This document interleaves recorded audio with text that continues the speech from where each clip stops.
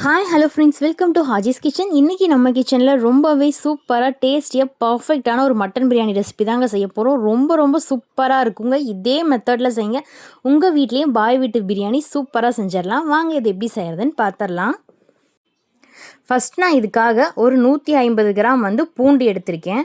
அதுலேருந்து ஒரு 10 கிராம் கம்மியாக 140 கிராம் இஞ்சி எடுத்திருக்கேன். 5 கிராம் பட்டை, 15 கிராம்பு, 10 ஏலக்காய் எடுத்து வச்சுருக்கேன். கூடவே பார்த்திங்கன்னா 400 கிராம் அளவு சின்ன வெங்காயம் முறித்து வாஷ் பண்ணி வச்சுருக்கேங்க. இது ரெண்டையுமே தண்ணி சேர்த்தாமல் தனித்தனியாக கெட்டியான பேஸ்ட்டாக அரைச்சி எடுத்து வச்சுக்கலாம். இந்த மாதிரி இவ்வளோ கெட்டியாக நல்லா அரைச்சி வச்சுக்கோங்க. கூடவே 1.5 கிலோ மட்டனை நல்லா க்ளீனாக வாஷ் பண்ணி எடுத்து வச்சுட்டேன். ஒரு 1/2 கிலோ பெரிய வெங்காயத்தை இந்த மாதிரி நீல ஷேப்பில் கட் பண்ணி வச்சுக்கலாம். அதே மாதிரி தக்காளி 1/2 கிலோ தக்காளியை கட் பண்ணி வச்சுக்கலாங்க. இதில் 1.5 கைப்பிடி அளவு புதினா, 1.5 கைப்பிடி அளவு கொத்தமல்லியில கட் பண்ணி வச்சுருக்கேன். 3 டேபிள் ஸ்பூன் மிளகாய்த்தூள் எடுத்து வச்சுருக்கேன். 10 பச்சை மிளகாய், 2 எலுமிச்சம்பழம், கூடவே 150 ml நெய், 150 ml எண்ணெய், கடலெண்ணெய் தான் எடுத்திருக்கேன். இப்போ ஒரு பெரிய பிரியாணி பாத்திரத்தில் 150 ml கடலெண்ணெய் ஆட் பண்ணிக்கலாம். கூடவே 75 ml நெய் ஆட் பண்ணிக்கலாங்க. ஏன்னா மீதி நெய் நம்ம தம்க்கு விடுவோம் இல்லையா, அப்போ தேவைப்படும். ஸோ எண்ணெயும் நெய்யும் நல்லா சூடாகணும். அதுக்கப்புறம் தான் நம்ம எல்லா இன்க்ரீடியன்ஸும் ஆட் பண்ணணும். பாருங்கள், எண்ணெய் நல்லா சூடாயிடுச்சு. இதில் 2 பட்டை, 2 ஏலக்காய், 2 கிராம்பு ஆட் பண்ணியாச்சு. இது கூடவே 1/2 கிலோ பெரிய வெங்காயத்தையும் ஆட் பண்ணிக்கலாம். வெங்காயம் நல்லா பொன்னிறம் ஆகிற வரைக்கும் நல்லா வதக்கி விட்டுக்கலாங்க.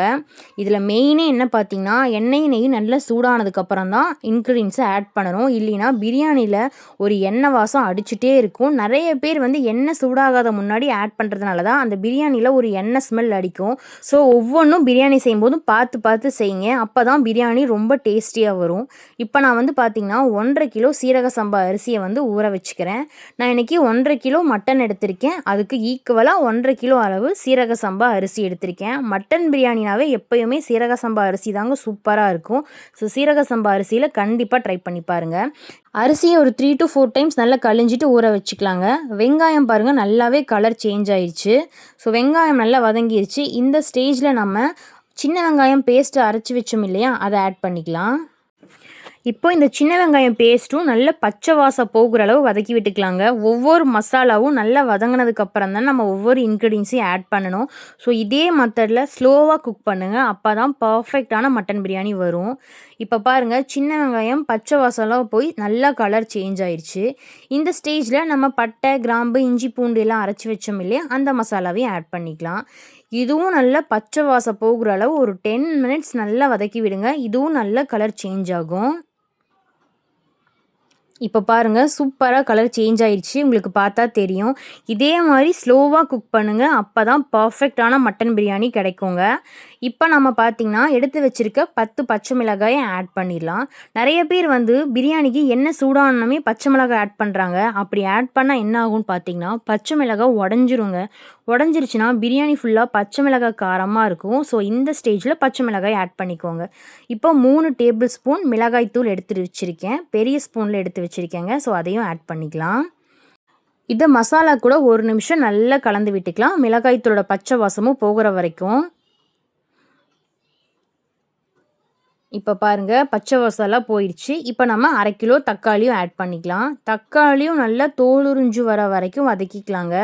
அப்போ தான் பிரியாணி டேஸ்ட்டாக இருக்கும். இல்லைன்னா அங்கங்கே தக்காளியாக இருக்கும். ஸோ தக்காளியும் நல்லா மேஷ் ஆகிற அளவு நல்லா வதக்கி விட்டுக்கலாம். பாருங்கள், இந்த அளவு.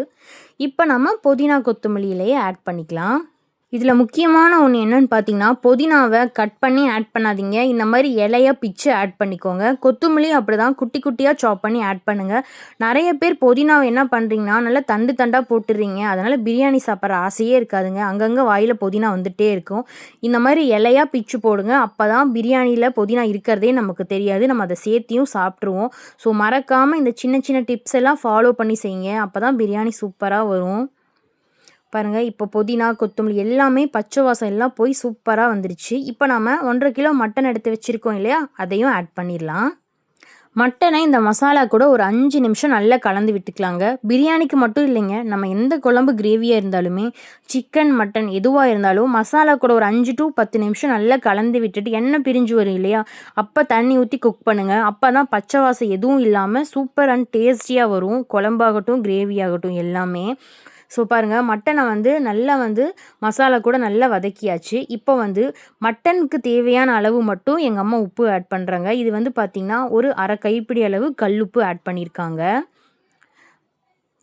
இப்போ உப்பு ஆட் பண்ணிவிட்டு ஒரு நிமிஷம் நல்லா கலந்து விட்டுக்கலாம். இந்த மாதிரி பாருங்கள், அங்கங்கே எண்ணெய் வந்து நல்லா பிரிஞ்சு வர ஆரம்பிச்சிருச்சு இல்லையா? ஸோ இந்த ஸ்டேஜில் வந்து நம்ம தேவையான அளவு தண்ணி ஆட் பண்ணிக்கலாம். ஃபஸ்ட்டு வந்து மட்டனுக்கு தேவையான அளவு தண்ணி மட்டும் ஆட் பண்ணிக்கலாங்க. இப்போ வந்து பார்த்திங்கன்னா எங்கள் அம்மா அரிசி அளந்தாங்க இல்லையா, அதே படியில் ஒரு படி அளவு தண்ணி ஆட் பண்ணிக்கிட்டாங்க. தண்ணியெல்லாம் நான் சொல்கிற இதே மெஷர்மெண்ட்டில் செஞ்சு பாருங்கள். பிரியாணி சூப்பராக குலையாமல் உதிரி உதிரியாக வரும். இப்போ மூடி விட்டு ஒரு 25 நிமிஷம் நம்ம மட்டனை வந்து குக் பண்ணிக்கலாம். மட்டன் வந்து நல்லா சாஃப்டாக குக் ஆயிடுச்சுங்க. இப்போ நம்ம 2 படி அளவு தண்ணி ஆட் பண்ணிக்கலாம். நம்ம ஃபஸ்ட்டு ஒரு படி தண்ணி ஆட் பண்ணோம், இப்போ 2 படி அளவு தண்ணி ஆட் பண்ணியிருக்கோம். மொத்தம் 3 படி ஆச்சு இல்லைங்களா? 1.5 கிலோ சீரக சம்பா அரிசிக்கு 3 படி தண்ணி கரெக்டாக இருக்கும். அப்போ தான் வந்து சாதம் குலையாமல் பர்ஃபெக்டாக வரும். இந்த மாதிரி மூடி விட்டால் தண்ணி நல்லா கொதித்து வந்துடும். நல்லா தண்ணி கொதிச்சதுக்கப்புறம் நம்ம கழிஞ்சு ஊற வச்சுருக்கோம் இல்லையா, அந்த அரிசியை ஆட் பண்ணிடலாம். நீங்கள் பாஸ்மதியில் செய்யும் போதும் கொஞ்சம் தண்ணி இதை விட கம்மியாக ஆட் பண்ணிக்கோங்க. ஏன்னா பாஸ்மதி வந்து சீக்கிரமாக குக் ஆயிரும் இல்லையா? ஸோ வந்து இதை விட ஒரு 1/4 படி அளவு தண்ணி கம்மியாக ஆட் பண்ணிக்கோங்க. சீரக சம்பாவுக்கு 1.5 படிக்கு 3 படி தண்ணி மறக்காமல் ஆட் பண்ணிக்கோங்க. சரிங்களா? இப்போ நம்ம பிரியாணிக்கு தேவையான அளவு கல்லுப்பு ஆட் பண்ணிக்கலாம். இப்போ வந்து பார்த்திங்கன்னா எங்கள் அம்மா 1.5 கைப்பிடி அளவு கல்லுப்பு ஆட் பண்ணாங்க. இப்போ நம்ம இப்போ கையில் பிடிச்சா ஒரு பிடிக்கிறோம் இல்லையா, அந்த அளவு 1 கிலோவுக்கு 1 கைப்பிடி அளவு உப்புன்னு சொல்லிட்டு இப்போ 1.5 கைப்பிடி அளவு உப்பு ஆட் பண்ணாங்க. ஃபஸ்ட்டே நம்ம கொஞ்சம் உப்பு ஆட் பண்ணிட்டோம், மட்டனுக்கு தேவையான அளவு உப்பு. மொத்தம் வந்து 2 கைப்பிடி அளவு உப்பு ஆட் பண்ணியிருக்கோம். ஸோ வந்து உப்பு வந்து நீங்களும் கரெக்டாக இருக்கான்னு செக் பண்ணி பார்த்துக்கோங்க. இப்போ நான் 2 லெமனை பிழிஞ்சு வச்சுருக்கோம் இல்லையா, அந்த லெமன் ஜூஸையும் ஆட் பண்ணிவிட்டு நல்லா கலந்து விட்டுட்டு மூடி போட்டு ஒரு 20 நிமிஷம் விட்டுறலாங்க. பாருங்கள், ஒரு 20 நிமிஷம் ஆயிடுச்சு. இப்போ நம்ம என்ன பண்ணலான்னா, இதை நல்லா கலந்து விட்டுட்டு தம் போட்டுடலாம். இதுக்கு மேலே வந்து நம்ம வந்து இப்படியே குக் பண்ணக்கூடாது, இல்லைன்னா சாதம் எல்லாம் நல்லா குழஞ்சி போயிடும். ஸோ இந்த மாதிரி நல்லா ஒரு 2 மினிட்ஸ்க்கு நல்லா கலந்து விட்டுக்கோங்க. இதில் இருக்க தண்ணி எல்லாமே நம்ம தம்க்கு விட்டாவே நல்லா வந்து அரிசியெல்லாம் தண்ணி இழுத்துரும். ஸோ நமக்கு சாப்பாடு உதிரி உதிரியாக கிடைக்கும். இந்த அளவு நல்லா கலந்து விட்டுக்கோங்க. இப்போ நம்ம என்ன பண்ணுறோம்னா, மீதி எடுத்து வச்சுருக்கோம் இல்லையா நெய் 75 ml, அந்த நெய்யும் ஆட் பண்ணிக்கலாம்.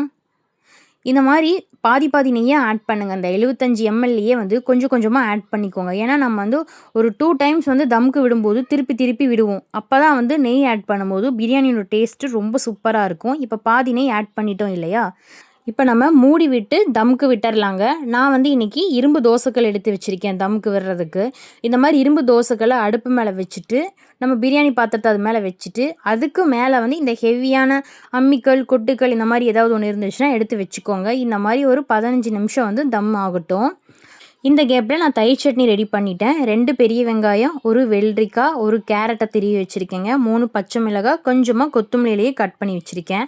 1/2 லிட்ரு கெட்டியான தயிர் எடுத்து வச்சுருக்கேன். இப்போ தயிரில் வந்து ஒரு 1/2 ஸ்பூன் வந்து சால்ட் ஆட் பண்ணிவிட்டு ஃபஸ்ட்டு நம்ம தயிரை வந்து நல்லா கலந்து விட்டுக்கலாம். இந்த மாதிரி நல்லா கலந்து விட்டுக்கோங்க. கலந்து விட்டுட்டு நம்ம கட் பண்ணி வச்சுருக்க பெரிய வெங்காயம், வெள்ளரிக்காய், பச்சை மிளகாய், கேரட் எல்லாத்தையும் ஆட் பண்ணிக்கலாம். ஆட் பண்ணிவிட்டு தயிர் சட்னியை கையில் எப்பயுமே கலக்காதீங்க. ஏன்னா கையில் கலந்தால் தயிர் சட்னி வந்து சீக்கிரமாக கெட்டு போயிடும். அதனால் நீங்கள் இந்த மாதிரி கரண்டி வச்சே தயிர் சட்னியை கலந்துக்கோங்க. அப்போ தான் காலையில் செஞ்ச தயிர் சட்னியாக இருந்தாலும் நைட்டு வரைக்கும் கெடாமல் இருக்குங்க. நல்லா இந்த மாதிரி கலந்து விட்டுக்கோங்க. கலந்து விட்டுட்டு மூடி போட்டு வச்சுருங்க. சூப்பரான தயிர் சட்னி ரெடி ஆயிடும். இதே நீங்கள் கல்யாண வீட்டு ஸ்டைலில் வேணும்னு நினச்சிங்கன்னா கொஞ்சமாக தேங்காய் அரைச்சிட்டு அது கூட கொஞ்சமாக இஞ்சி திருவி ஆட் பண்ணிக்கோங்க. அது கூட ஒரு 1/2 லெமனை பிழிஞ்சிக்கோங்க. அவ்வளோதாங்க. கல்யாண தயிர் சட்னியில் பெருசாக எதுவும் இல்லை. தேங்காய், இஞ்சி, எலுமிச்சம்பழம் இதை மட்டும் கலந்துக்குவாங்க. எனக்கு டைம் இல்லை, ஸோ அதனால் நான் இந்த தயிர் சட்னியை செஞ்சு வச்சுட்டேங்க. உங்களுக்கு அப்படி வேணும்னா செய்யுங்க, அதுவும் ரொம்ப டேஸ்ட்டாக இருக்கும். அவ்வளோதாங்க, தயிர் சட்னி சூப்பராக ரெடி ஆயிடுச்சு. இதை மூடி வச்சிடலாம். நம்ம பிரியாணி தம் போட்டோம் இல்லையா, இப்போ இதை ஓப்பன் பண்ணி பார்த்துடலாம். பாருங்கள், சூப்பராக ஒரு 95% குக் ஆயிடுச்சு. இப்போ நம்ம இந்த மாதிரி லேசாக கலந்து விடணுங்க. நல்ல ஸ்பீடாக டப்புன்னு கலந்துனா அரிசி எல்லாம் உடஞ்சிரும், சாப்பாடு குழஞ்சி போயிடும். ஸோ இந்த மாதிரி நம்ம லேசாக தான் கலந்து விடணும். பாருங்கள், இன்னொரு 10 நிமிஷம் நம்ம தம் போட்டுடலாம். இப்போ நம்ம மீதி இருந்துச்சு இல்லையா, அந்த நெய்யும் நான் ஆட் பண்ணியாச்சு. அதை வந்து வீடியோ எடுக்க மறந்துட்டேங்க. ஸோ இந்த மாதிரி நல்லா கலந்து விட்டுட்டு மீதி இருந்த நெய்யும் ஆட் பண்ணிவிட்டு மூடி விட்டுறலாம். ஒரு 10 நிமிஷம் ஸ்லோ ஃப்ளேமில் வச்சு தம்க்கு விட்டுறலாங்க. இப்போ 10 நிமிஷம் ஆயிடுச்சு. பாருங்கள், மட்டன் பிரியாணி உதிரி உதிரியாக சூப்பராக ரெடி ஆயிடுச்சு. அதுவும் வந்து கறியெல்லாம் நல்லா சாஃப்டாக குக் ஆகிருக்குங்க. ரொம்ப ரொம்ப சூப்பராக இருக்கும் இந்த பிரியாணி. கண்டிப்பாக நீங்களும் ட்ரை பண்ணி பாருங்கள். செம்ம டேஸ்டியாக இருக்கும். இதுக்கு நான் வந்து சிக்கன் 65ம் செஞ்சேன். பட் நான் அதை வீடியோ எடுக்கல. இன்னொரு லாங் வீடியோவில் நான் போஸ்ட் பண்ணுறேன். சிக்கன் 65ம் வந்து மசாலா உதிராமல் சூப்பராக வந்துச்சு, செம்ம டேஸ்ட்டாக. இப்போ ஃபைனலாக மட்டன் பிரியாணி, தயிர் சட்னி, சிக்கன் 65 எல்லாம் வச்சு சாப்பிட்டோம். ரொம்ப ரொம்ப சூப்பராக இருந்துச்சு. பிரியாணி பார்க்கவே பாருங்கள் ரொம்ப சூப்பராக டெம்ப்டிங்காக இருந்துச்சுங்க. உண்மையாலுமே ரொம்ப ரொம்ப டேஸ்ட்டாக இருந்துச்சு. கண்டிப்பாக ட்ரை பண்ணுங்கள். நீங்கள் யார்கிட்டையுமே போய் ரெசிபி கேட்கவே தேவையில்லைங்க. அவ்வளோ சூப்பரான பிரியாணி இது. நீங்கள் கண்டிப்பாக ட்ரை பண்ணிவிட்டு எப்படி இருக்குன்னு கமெண்ட் பண்ணுங்கள். இந்த பிரியாணி குழந்தைங்கள்லேருந்து பெரியவங்க வரைக்கும் விரும்பி சாப்பிடுவாங்க. அவ்வளோ டேஸ்ட்டாக இருந்துச்சுங்க. நீங்களும் கண்டிப்பாக ட்ரை பண்ணிவிட்டு எப்படி இருக்குன்னு கமெண்ட் பண்ணுங்கள். இந்த வீடியோ உங்களுக்கு பிடிச்சிருந்துச்சுன்னா நம்மளுடைய சேனலை சப்ஸ்கிரைப் பண்ணிக்கோங்க. கூட இருக்க பெல் சிம்பிளை கிளிக் பண்ணிக்கோங்க. அப்போ தான் நம்ம போடுற வீடியோஸ் எல்லாமே ஒன்று விடாமல் உங்களுக்கு நோட்டிஃபிகேஷனில் காமிக்கும். தேங்க்ஸ் ஃபார் வாட்சிங்.